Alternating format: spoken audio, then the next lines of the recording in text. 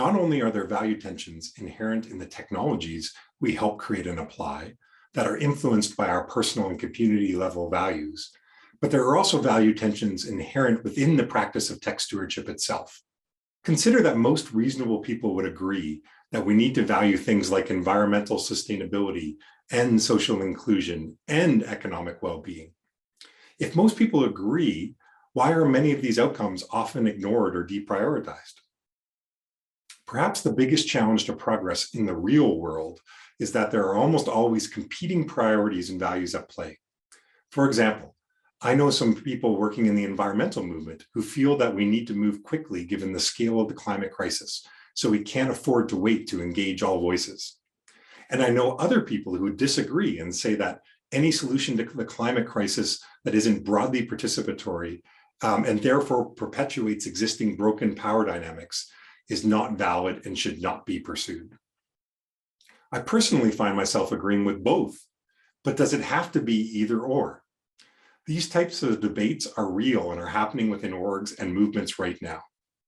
Of course, these types of debates also happen in for-profit companies all the time, as things like doing good for the environment are often considered as either-or trade-offs with the goal of generating profit.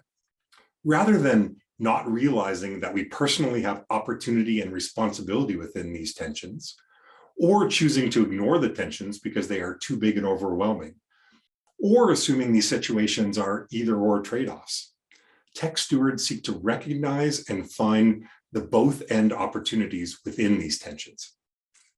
Let's consider a case study. Imagine that you're working for an architectural and engineering firm that's debating whether or not to bid on a project to design an American prison. There are major concerns about the project and a spirited debate is underway, and you are a part of the group that's deciding. The question is, under what conditions, if any, should our company choose to bid on this project? What kicked off the debate is a coworker who shared a recent article from the American Institute of Architects in New York that argues that firms should refuse to participate in the design of prisons. Within your firm, the arguments on either side are shaping up like this. Typical arguments against taking the project include the current prison system is unjust and ineffective. Prisons built for profit are more likely to be less humane. Ethically, we should not contribute to injustice, and our refusal to design prisons can help invoke the need for reform in the system.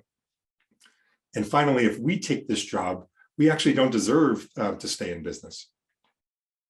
On the other side, typical arguments for taking the project include prisons are necessary for a well-functioning society, i.e. to have law and order. If we take the project, we can help make prisons better. And in fact, prisons will be less safe and functional if designed without proper expertise. And we're not experts in justice, and we should just stay focused on design. And finally, accepting this work helps ensure the sustainability of our company so we can continue to do other good work.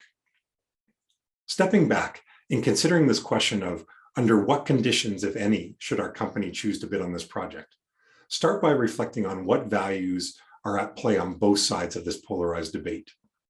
We suggest that you reference the tech stewardship behaviors to aid in your reflection.